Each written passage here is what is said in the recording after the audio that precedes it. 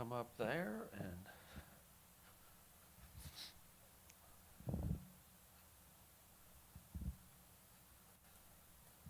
sounds like rain with this thing going on.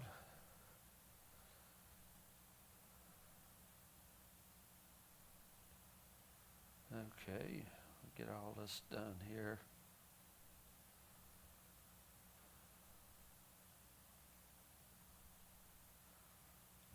All right.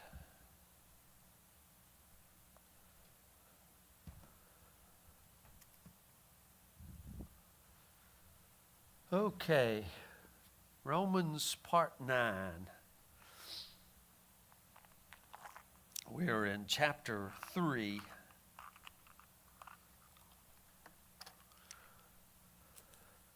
Titled is None, No, Not One. But I just want to say something. Maybe it's a conversation for later. I kind of know what they mean. But then it just made me start pondering. You know how things will hit you sometimes for the first time ever. And you know, Don Keatley has that, I think we talked about it Sunday, that Grace Awakening Network. And I don't know if you get all the notifications that come in on Messenger and, you know, all that stuff comes in all the time. And it came up there a few minutes ago when somebody was asking about looking for a Grace Church in their area.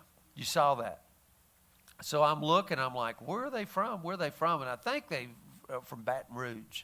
I think that was where my investigation took me. It could be. But, you know, for a moment you get excited, like, oh, maybe they're from Cedar Bluff. And yeah. But, no, I just was reading through some of the comments, and you know, there were several on there where people had left. They had left their church. And, you know, all of us have done that.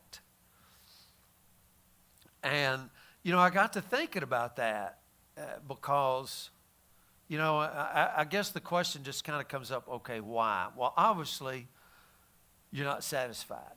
I mean, that's plain. We know the answer to that. But then my question got to be, well, why?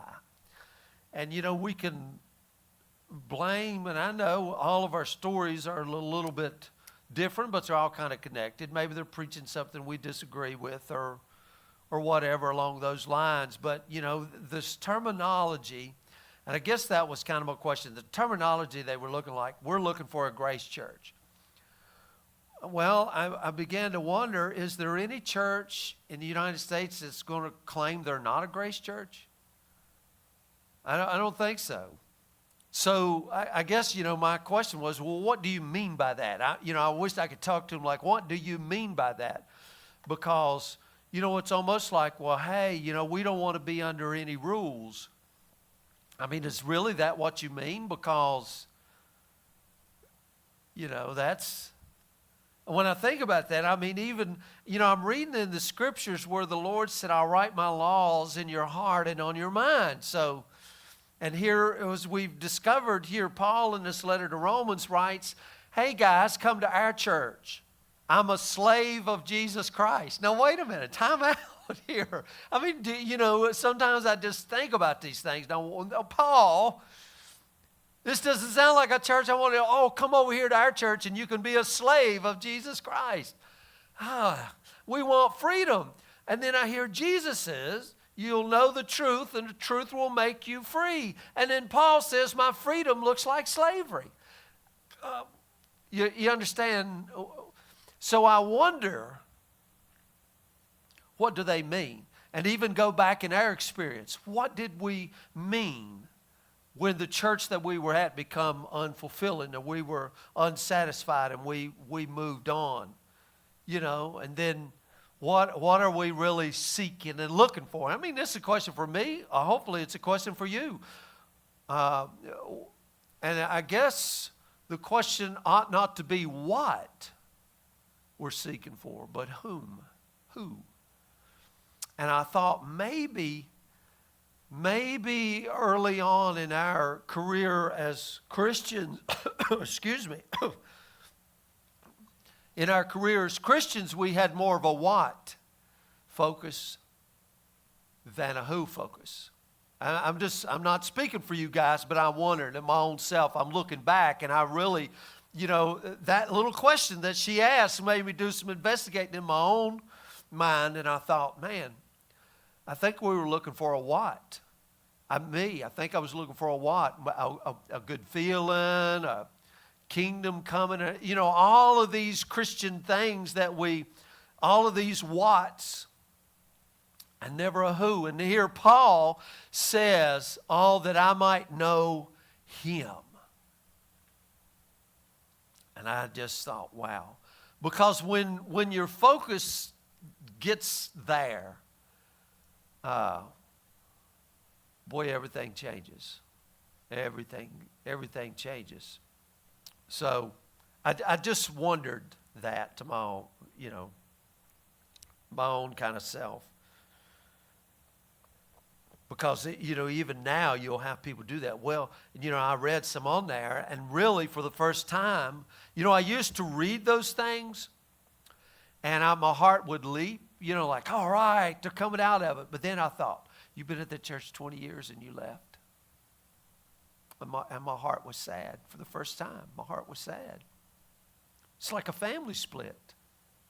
I mean, it really is. It had never hit me that way until today when I read it. Maybe I'm getting older, more sentimental, but I thought, wow, you've been there 20 years. I mean, obviously there has to be some strong bonds there, obviously. And you left, man. And sometimes that's just as much legalistic as the ones who stayed. Because now we jump up and down and say, I'm free, I'm free, I'm free. But you're not really free. You don't even know what you're looking for. So I just,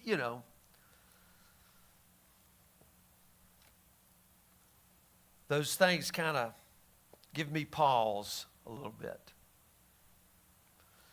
So here in Romans, so far Paul has introduced us to the idea of the gospel, or the good news of God, is the fact that God is always faithful to us, that we can count on Him, we can trust Him. Even as I was studying this right here, I had to go back, and even in this first line I wrote,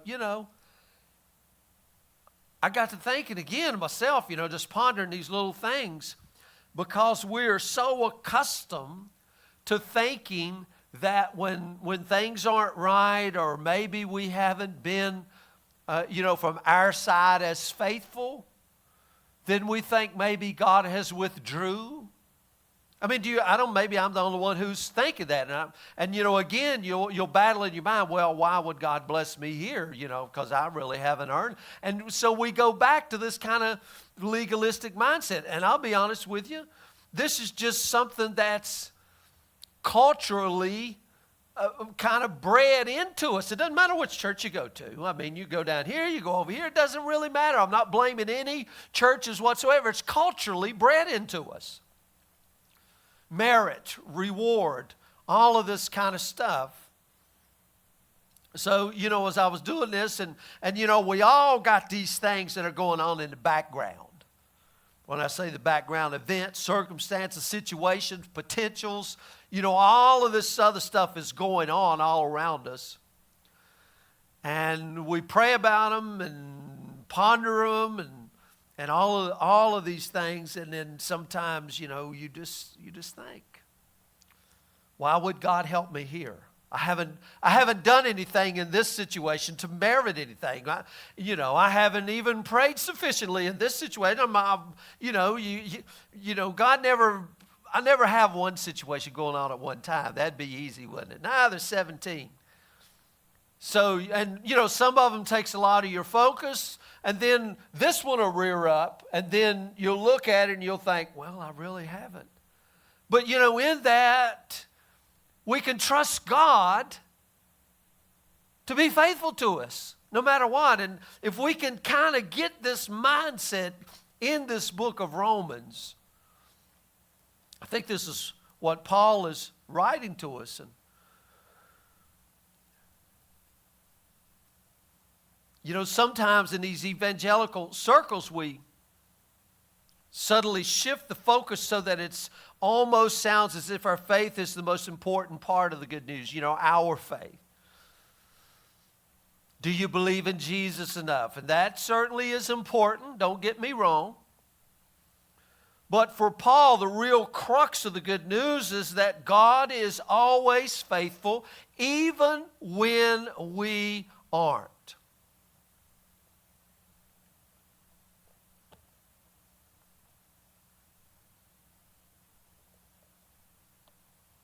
I mean, that's big. You know, that's a rest, isn't it? That's a rest.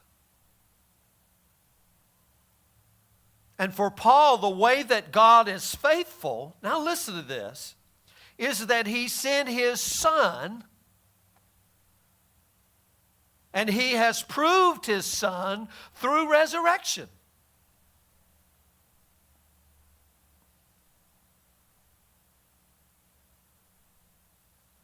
And we believe only because we come to understand that God would never, never, ever leave us on our own.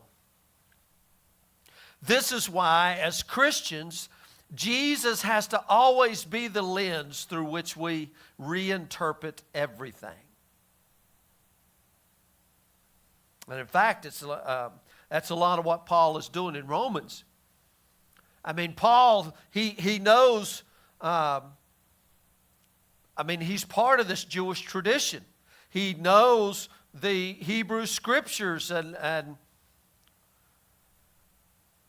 he also knows that he has met and even now worships Jesus. Everything changes when he meets Jesus. You know, we read over there in Hebrews that Jesus is the only exact, the express image of God. And the Greek word there, I don't know, that express image, you know what the Greek word is? Character. I mean, what a word. We get our Greek word character, or we get our word character from that word. You know, it's spelled different, but the literal meaning of that word is you take a stamp and press that into metal to make a coin. Or you press it into wax to make a stamp or a seal. And the writer is saying that Jesus is God pressed into the world. So that we can now finally and fully seeing what God would look like. Not just in our imagination, not just in our writings, but what God would actually look like pressed into the world.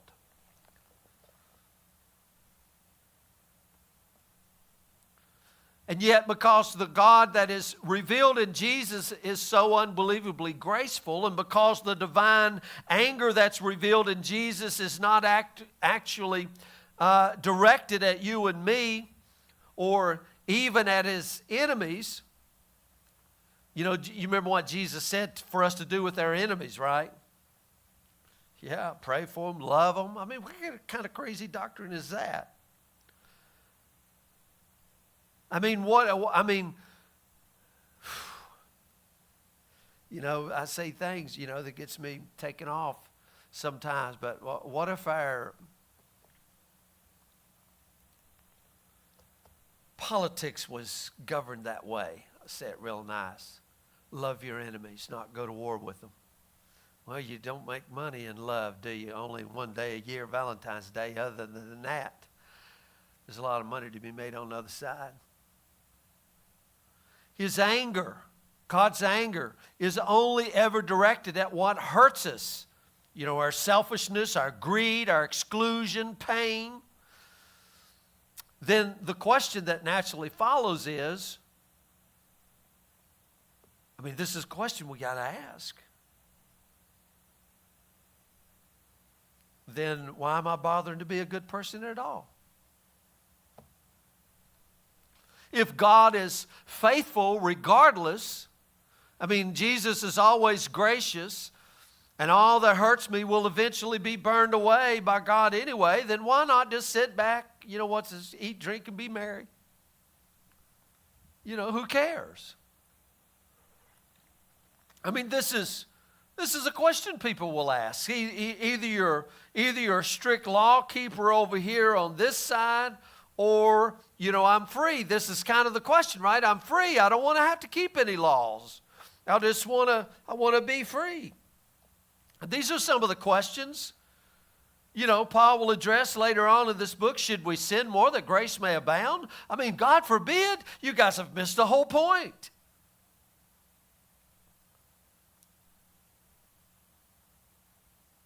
And what's interesting in Romans is we actually don't know whether people were making that argument against Paul or whether he just thinks they will. But that's the question he's dealing with, whether it's hypothetical or otherwise. He's dealing with here in the opening of chapter 3. And you remember Paul's response here in verse 4. God forbid. You remember that was an emphatic. I'll just say it. It was an emphatic. Oh hell no! And many of the Bible scholars, that's what they say. So grace is at the heart of the gospel. In fact, grace is gospel, but grace will always require a certain maturity for us to understand. A certain maturity there. There's some things that we'll be talking about later, as we go on, but I'm telling you, it's for mature audiences only. I mean, really, because it is, it's so huge when you understand that God has given us these pictures over and over and over, and when you pull back and you begin to see and understand, my gosh,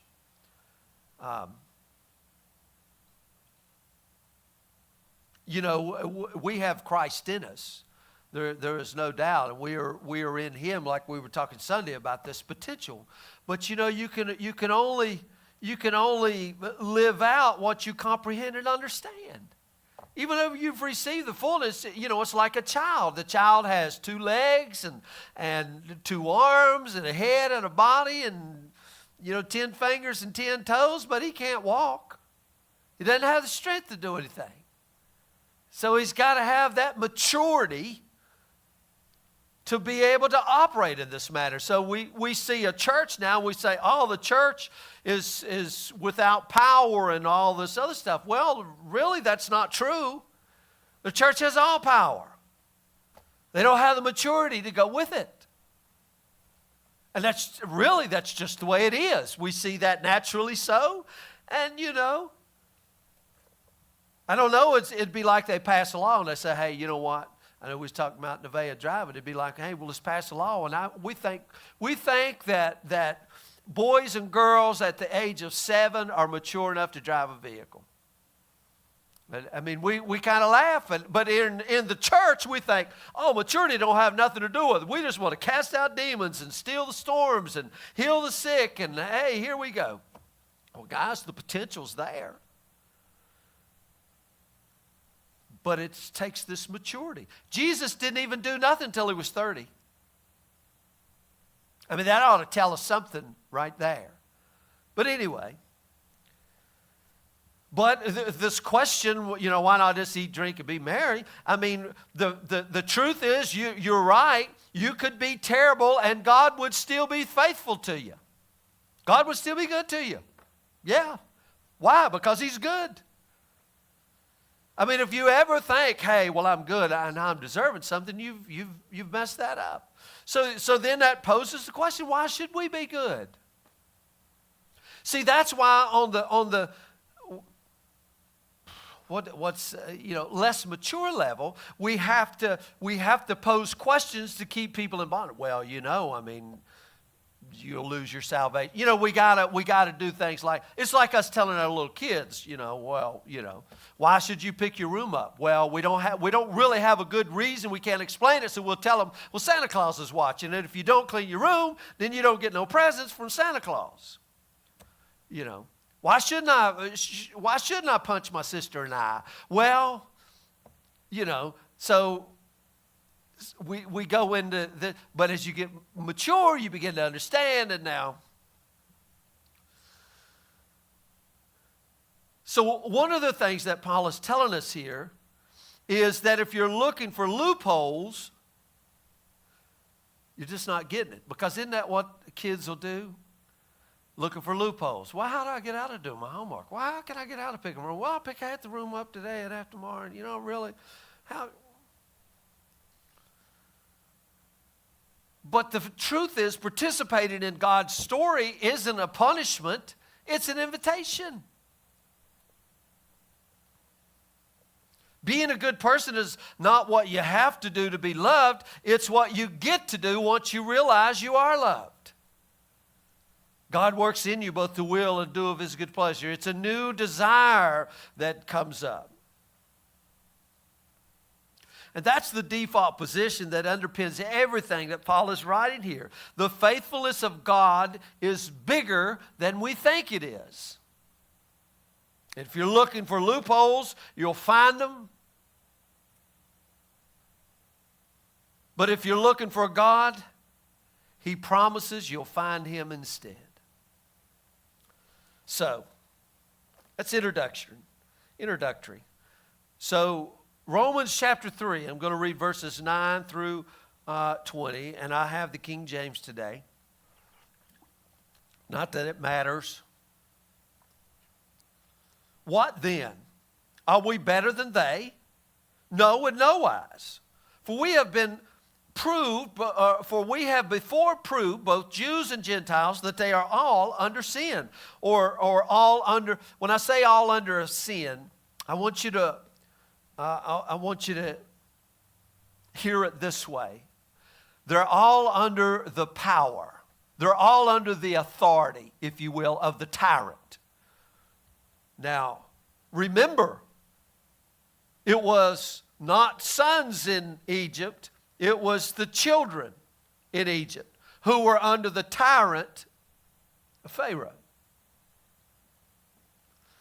And boy, I don't want to go down that road, but there is so much there.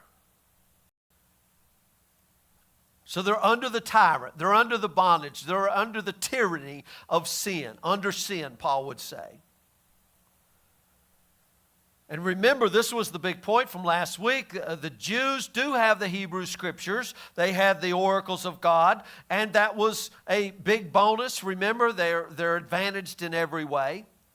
But it's not a free pass, because we're all on level ground before God, regardless of our background, regardless of our history, our what's that word? Ethnicity? What?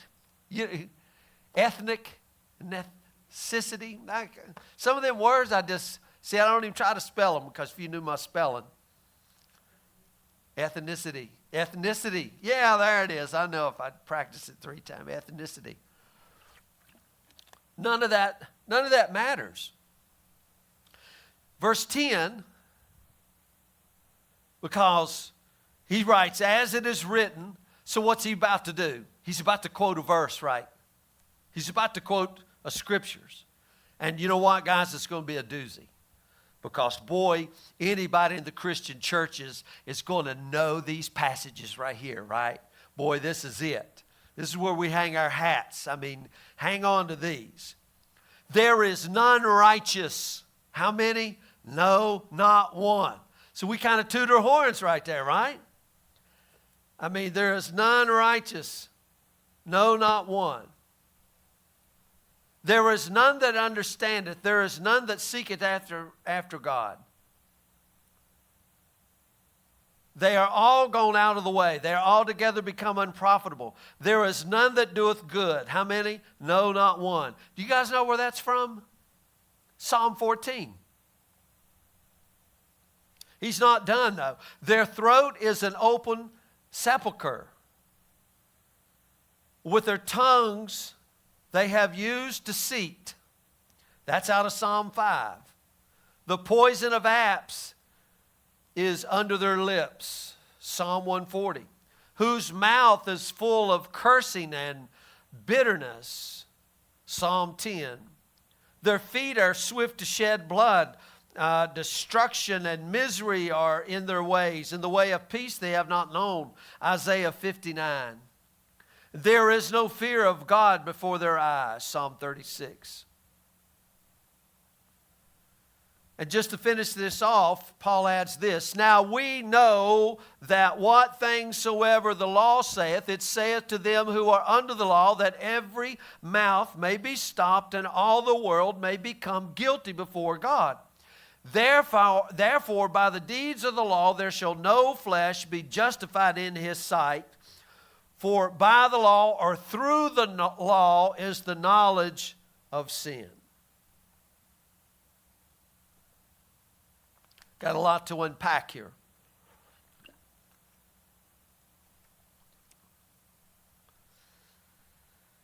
So as we go back to verse 10, there is none righteous, no, not one. Again, that's from Psalms 14. And as we've already seen in Paul's letter here, several times, Paul is paraphrasing. Paul does something that we Christians aren't allowed to do, I guess.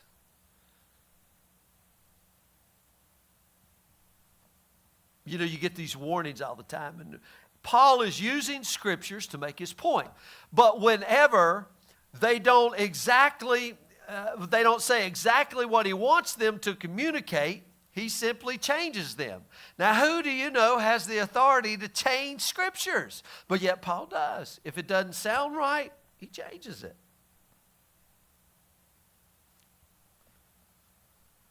Now, that doesn't need to be scary for us. We just need to understand what's going on here. I remember Dad talking about Uncle Stewart one time, and he had always quoted that verse wrong. It was something about walking as you've received the Lord, walk ye in him. And he said, as much as you've received him, you said you just quoted the scripture wrong. And he says, well, it ought to say it that way. You remember that? It ought to say it that way. And, you remember those things. Well, this is kind of what Paul is doing here. Now, first of all, the Psalms that Paul is using here, they were originally written in Hebrew. Now, Paul is quoting from the Greek translation of the Hebrew, from the Septuagint. And that would have been the translation most familiar to Paul and his readers at that time, the Septuagint. But also as a Pharisee, Paul, a Hebrew of Hebrews, he certainly would have read and understood the Hebrew writing as well. He would have had both, right? The Greek, Septuagint, and the Hebrew. He knew them both. But he's writing in Greek to people who read Greek, so he starts with the Greek translation.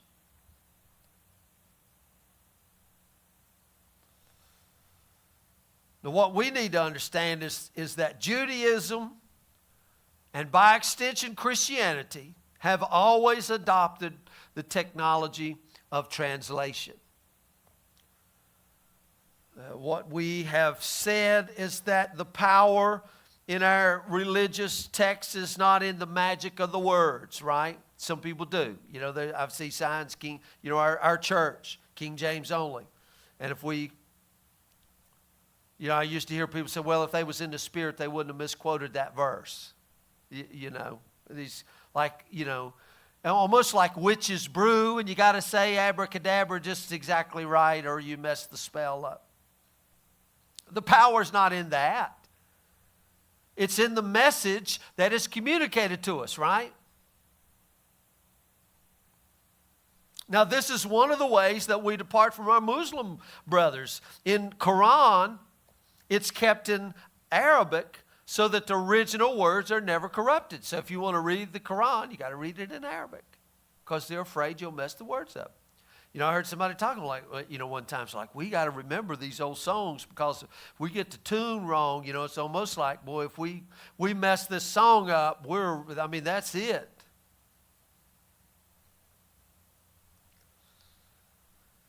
Now, in Christianity, our words have been translated as broadly as possible from the very beginning. Now, of course, they work very hard to make sure they're saying the same thing in different languages and contexts, right? Because, If it's King James only, then only the American reading people can read it, you know. I talked to Barrow the other day. They're trying to buy some more Sabano Bibles. Well, guess what? They can't read King James English in the Philippines, right? The people in Mexico can't read King James English. So I guess they're all doomed. But anytime you translate language, you inherently accept a level of transmissive transformation, if you will. Because in language there's nuance, there's syntax, which that's the arrangement of words and phrases to create sentence, the syntax. There's limitations to language that just introduce complexity when you translate. You know, the Greek language is a beautiful language, and I always say the American English language I always thought was lazy. I mean, it's just mine. You know, you hear somebody talking in French or God help you if you can understand anything in a Slavic language, any of that stuff. Boy, oh boy, or the Eastern languages. I have no idea what they're saying, none. But you know, with Spanish, you can kind of. So you got all of those things coming into translation. And this is why that we are still translating the English Bible, though we did it over 400 years ago in the King James. And you know, when I first came back to the church, I said, I'm going to get me a real King James Bible. Because the Bible that everybody reads now that says King James ain't the original King James. Trust me, you couldn't read it. It's written in Shakespearean language. Words are spelled. I got one. I said, oh my gosh, I gave it away. And this guy took it. He thought he had something really special. I'm sure he can't read it either. I mean, if we all talk like Shakespeare, then it would be good.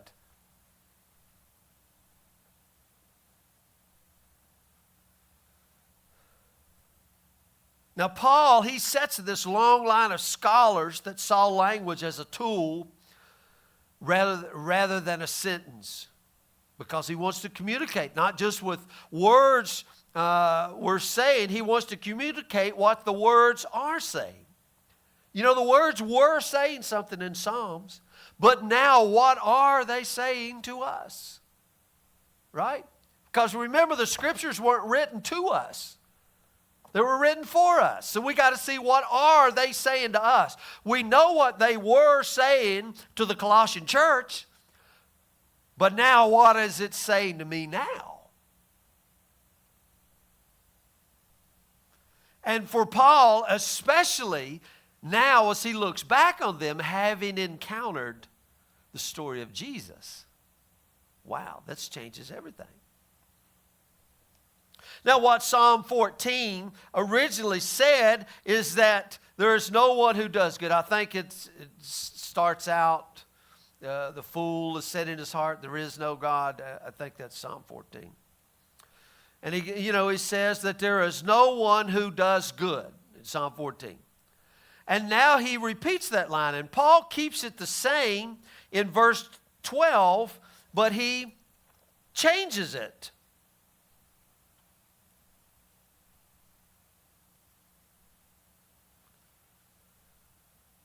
There's no one who is righteous.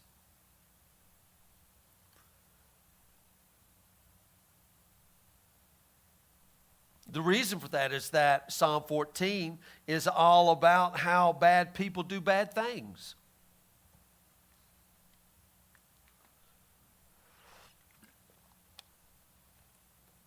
Let me go over there and read. Yeah, I got it right here. The fool hath said in his heart, there is no God. They are corrupt. They have done abominable works. There is none that doeth good. The Lord looked down from heaven upon the children of men to see if there were any that did understand and seek God. They are all gone aside. They are altogether become filthy. There is none that doeth good, no, not one. Now, when I said the word righteous here, when Paul changed it, that's going to be over in the NIV, but not in the King James, right? So, this translation here. And this psalm, again, is about people who ignore God, how they do terrible things. except that Paul's point here in Romans is that actually it's about all of us. Because I want you to understand, from a Hebrew mindset, they were always pointing out there saying, none of them is good. We're good. We have the oracles of God. I mean, see, we're looking at it from a Gentile. But remember, there's both in this church, including the barbarians. So the Jews were sitting there thinking, yeah, we know what Psalm 14's about. Psalm 14's about y'all. And Paul is saying, no, it's about all of us, not just the non-religious, not just the Gentiles. We all fall short of the glory of God, which he'll say in verse 23 a little bit later. Yeah, sure, you may do some good things because you keep the law and you follow the rules, but Paul's point is that alone doesn't make you righteous. Just being a good Jew who follows the rules isn't enough. I think sometimes this goes back to my question earlier because, people are looking, okay, so what is enough? What is enough to maintain my salvation? I got saved at a young age. I got baptized the right way. I've kept all the law. Jesus asked the guy. The guy comes to him, the rich young ruler, what must I do, to inherit eternal life? Oh, we'll do that. Well, I've done all that. Oh, yeah, it's good to go. So people come in and asking these questions. Well, I've done that, and I've done that, and I've done that. Now what? How could you be sure?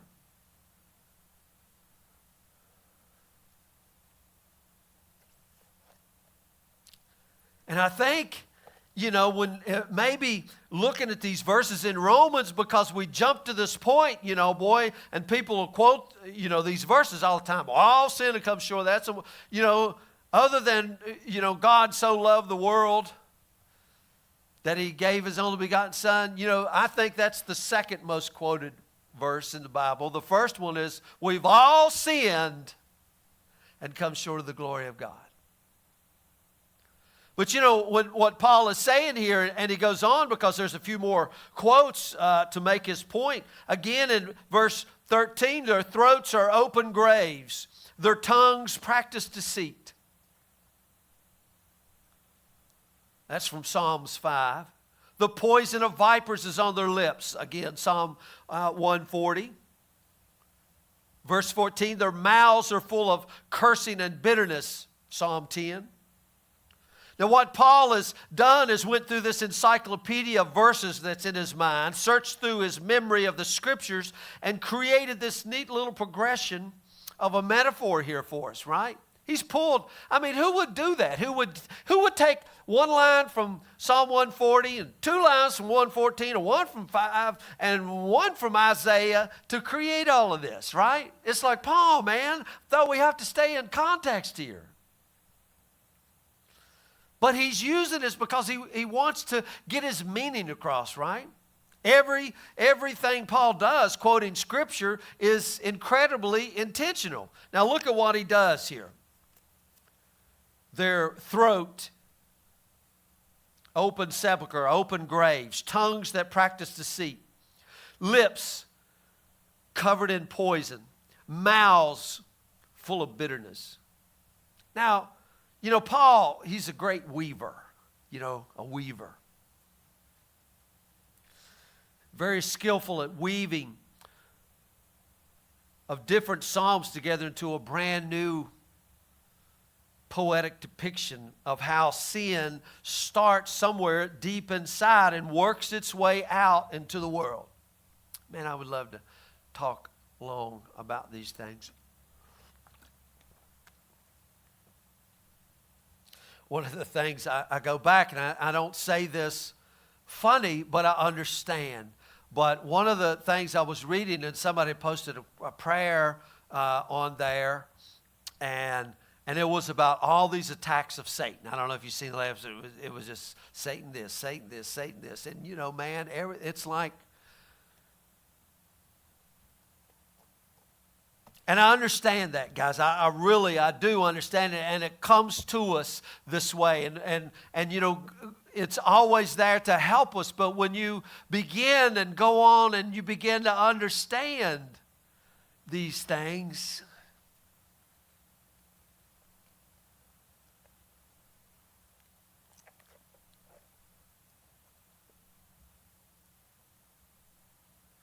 anyway, Paul is making this point that these sins start somewhere deep inside and works its way out to the world.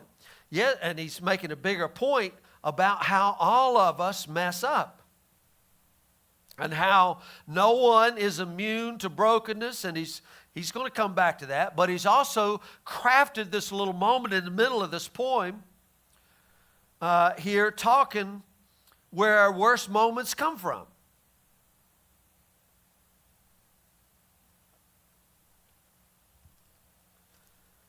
Now, I know these things are hard to believe. You know, you remember the old Flip Wilson line that you say all the time, the devil made me do it. I believe, wasn't that Flip Wilson you say that all the time? Devil made me do it. Devil made me do it. And I'm sure, you know, we all have some moments we'd like to take a mulligan on. You know what a mulligan is? That's a golf term. That's when you hit one terrible shot and you think, I've taken a mulligan, I'm going to do a do-over. Maybe we got more than one. But in those moments that we regret, they didn't come from nowhere. Sometimes it feels like I just say something stupid or insensitive or uncaring out of nowhere, but they don't come out of nowhere.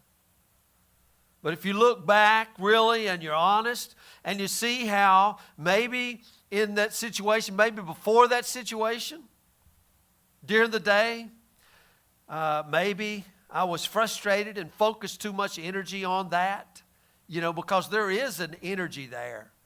I mean, really, if you kind of understand how these things work. And I always say one of the great things, if you want to go and learn, watch a ball game. Watch a college basketball game. And watch how things are. And then all of a sudden you can see, Tim knows, Dad knows there's a momentum shift. And you can see it. And I mean, there's a real energy there. And I mean, it's really real. And man, if you're not paying attention, you can get caught up into that energy. Next thing you know, you're standing up and cheering. You don't even know who's playing. Why am I even here?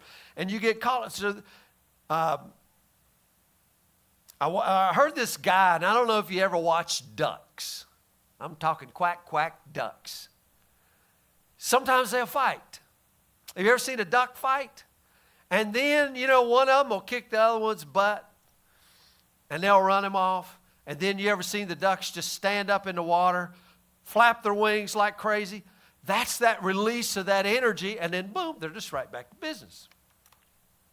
Josh was in at Dad's the other day, and what happened? The dog has got all this energy, and man, he's bouncing all the walls. I got to take him out. Just throw the ball because he's got to get this energy out.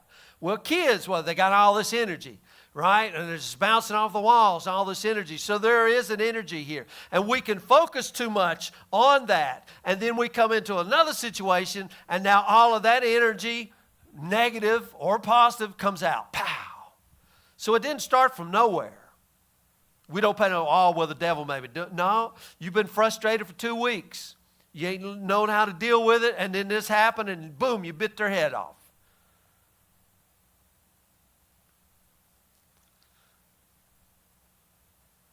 So you can see how you kind of bring a sense of entitlement or selfishness or arrogance into an encounter with somebody else that's got nothing to do with it. And Paul's kind of throwing that at us here. And if we could learn to do that, I mean, you know, pay attention here. And you know what Paul is saying here, every embarrassing thing that I allow out of my mouth, it started in my throat, formed with my tongue, passed through my lips. Every moment along the way, I could have stopped it. James would talk about this, right? How the tongue is a rudder that does the whole ship here. Out of your tongue proceeds life and death. I mean, right? So Paul is using this kind of language here. And this kind of a language here which sounds mystical right here. It is, but it isn't. I see, and man, I'm re-looking at things again, but you are what you feed. And how can I say that? Paul says you reap what you sow. You sow to the flesh, and boy, that's a word we're really going to have to look at really, really, really, really deep. What do you reap? Corruption. I mean, this is Pauline language here. Destruction. Well, now God doesn't want you to be destroyed, but where does these things come from? So I'm focused on this situation. I will say this. Maybe we can talk about this a little more later, but do you know, now this is going to sound very, very, very strange, but do you know there is a right distance in relationship? There's a right distance. Too close, and it's funny how you said that, Kathy, too close and identities get lost. One becomes a tyrant over the other. Too far away, that just doesn't work. So there is a right. I mean, there is, you remember one of these verses, there is no fear. The fear of the Lord is not in him. You see, the fear of the Lord helps keep the right relations, the right distance in relationship. And there has to be distance. And I know we think, well, these two are joined together and they become one. Well, they do in that sense, but there also has to be the proper distance. And boy, we get, that gets all out of whack. Well, I can tell you this, is part of the thing that's going on with the whole Egypt and Israel and Egypt and all of that right there. Things are out of whack, out of kilter, one way or the other. That's a whole nother story, but Paul is reminding us that our worst moments don't just happen out of the blue. They happen because we put our energy behind them a long time ago.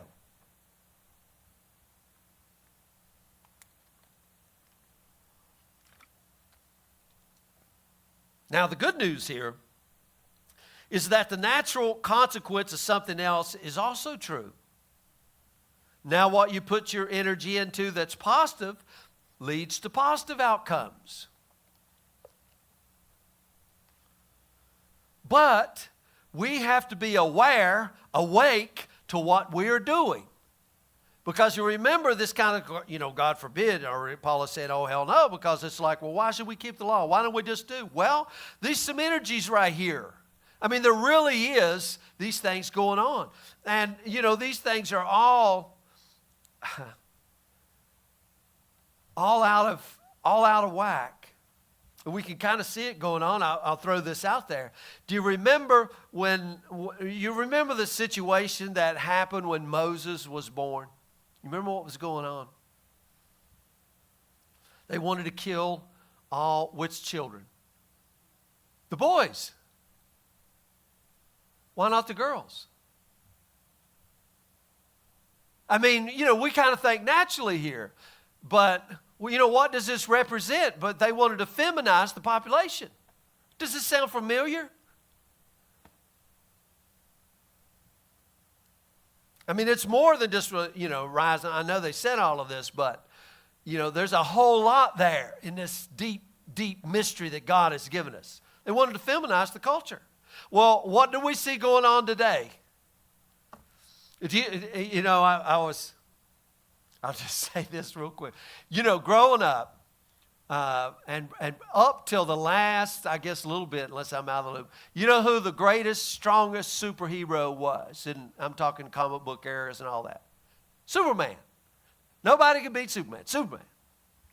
Well, now they got a superhero that is the strongest in the universe.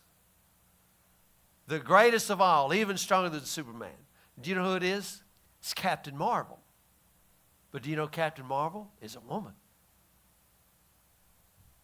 I mean, if we, would pay attention even maybe to culture, we kind of see the stuff's going on. But anyway, sometimes people lose control of their emotions, and one of the reasons that terrible things come out of our mouth is because we're not aware of them when they're in our throats, if you will.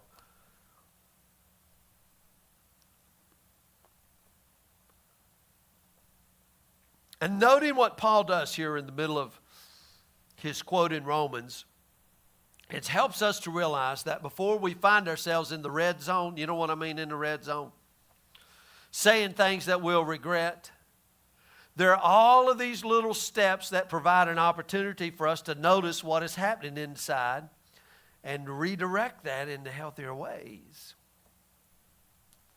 Now, I'm always thinking of Andy Taylor sitting on the desk, and he says, look at that foot. How in the world did I get that whole thing in my mouth?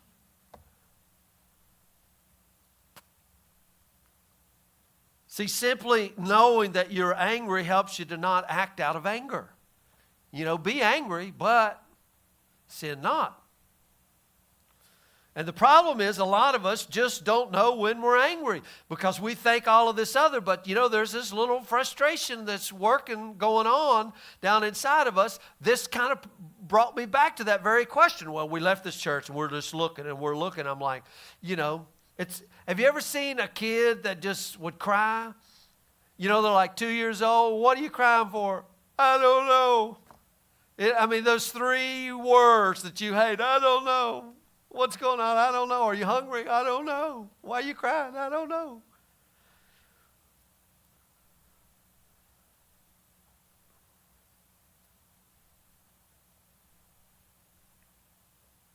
Like I said, doing it on the positive side, it's important because, Paul would talk about in Philippians, Colossians, set your mind on things above. In Philippians, think on these things. So if you want to be a more kind person, then start focusing on more kind thoughts. What are you focused on? Paul would tell us, set your affection on things above. Because everything else will want to pull your energy away. If you wish you were a more generous person, then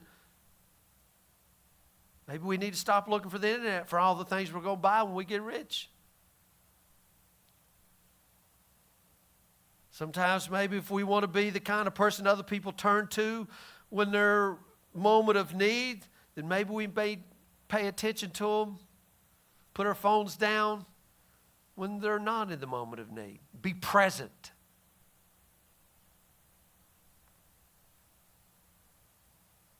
But there's still 2 more quotes here. Let me get back on this. That Paul packs on before he moves on. Verse 15 through 17, their feet are swift to shed blood. Ruin and misery mark their ways. The way of peace they do not know. This is from Isaiah 59. And verse 18, there is no fear of God before their eyes. Verse 30, Psalm 36. That's 6 different passages woven together that Paul gathers to make his point. And the basic theme here is, wait for it, people mess up. They're violent, they're hurtful, they're selfish, they're arrogant, even in the face of a loving God. And ultimately, Paul's point here is that it doesn't matter whether you are a Jew or not. All of this describes all of us in some way, great or small. All of it. And what's interesting about this is that each of these psalmic references would have been used in synagogues of the day in a very different way. Now, quoting a scholar here, James Dunn, a leading Pauline scholar, he says, all of these passages would have normally been read within the synagogues as bolstering the assumption that the Jewish righteous could plead with God against the Gentile wicked. See, I know these are hard to understand because we're Gentiles, we don't have that culture. But really, they thought we're the righteous. God gave us the law. In other words, all of Paul's former colleagues, remember because Paul had to leave, they would have been just as familiar with all of these passages as Paul is. It's just they would have said, yeah, that applies to them and not us. So Paul's argument boils down to this. When the Scripture says that no one is righteous, no one understands, no one seeks God, no one does good, no one fears the Lord, what they really mean is no one. No one. Now remember, this is the argument that he's making in the church here. Now remember, for Paul, that's not a problem, because for Paul, the good news is that when we were, even when we were not, God is always faithful. Now remember, just thinking, because think about the anxiety here coming from the Jews. Oh my God, you're telling me I'm not righteous? How will God ever be faithful to me then? But see, for Paul, he's met the risen Savior on the road to Damascus, and he realizes, it doesn't matter. Man, I was killing people. I was a terrorist. And look, called to be an apostle, separated.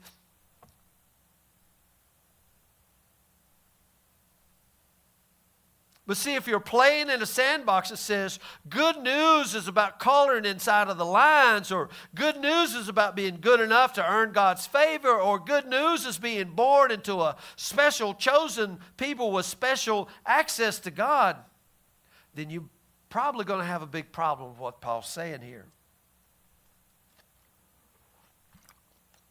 But what Paul has realized through his encounter with Jesus is that good news was never about playing by the rules anyway. It's always and only ever about trust that God would do good for you. That's faith. No matter what's going on, God's going to do good. So Paul is not trying to beat us up with the fact that you're not perfect, which is how the church poses it, don't it? Paul is not trying to beat you up with that fact. He knows really that you already know that. We're deeply aware of our own flaws, unless we're just absolutely so arrogant, but really the arrogance is just another form of trying to cover up our flaws. He's not beating us up. He's saying, I know and you know, but it's okay. Isn't it amazing? See, we never follow up. We just quote, well, all have sinned and come short of the glory of God. Nobody ever follows it up and just says, you know what, it's okay. God is good. God is faithful. Yeah, we did it. We messed it up. And Paul is just saying, you know what, guys, you don't need to pretend anymore. God's got this. Look at what he says here in verse 19. Now we know what things soever the law saith, it saith to them who are under the law, that every mouth may be stopped and all the world may be become guilty before God. This is where he comes back with his own commentary. We used to think that all of that applied to them and not us, and now we know that whatever the law says, it says to those that are under the law also, so that every mouth may be silenced, the whole world held accountable before God. And verse 20, therefore by the deeds of the law there shall no flesh be justified in his sight, for by or through the law is the knowledge of sin. Therefore no one will be declared righteous in God's sight simply by works of the law. Rather, through the law we become conscious of our sin. Now that might sound like a downer to end on, but that's only if you are intent on trying to be something that you can't. Because taken in the larger context of everything that Paul has been saying, his point here is, guys, the rules never worked anyway. They just made you feel bad about yourself, but it's okay. Because no one will ever be declared righteous simply by staying in the lines. Instead, the good news, the news of Jesus is that the righteousness of God is being revealed, a righteousness that is His faithfulness from first to last. God will make all things right, even when we mess it up. Now, Romans 3 here only makes sense in light of Romans 1. That's how it works. Remember, you've got to keep all those together. So Paul's goal here, as we close here, Paul's goal isn't to grind us down. It's to invite us to let go of expectations that were never really realistic to start with, so that we could discover faith in the God who is faithful to us. And may we sense in our spirit the God, our Father, as a parent nurturing us, calls us not to earn divine favor, but to rest in the knowledge of divine embrace. That you're held. Rest in that. Because life, boy, this is a statement here. Life was not designed as a test to test you that you were destined to fail. That's the most that rules can offer you anyway. And that's what actually Paul is arguing against. He's saying that life was created as an opportunity for you to discover the you that comes from trusting God. And that God will always be there to catch you. That's what He's inviting us into.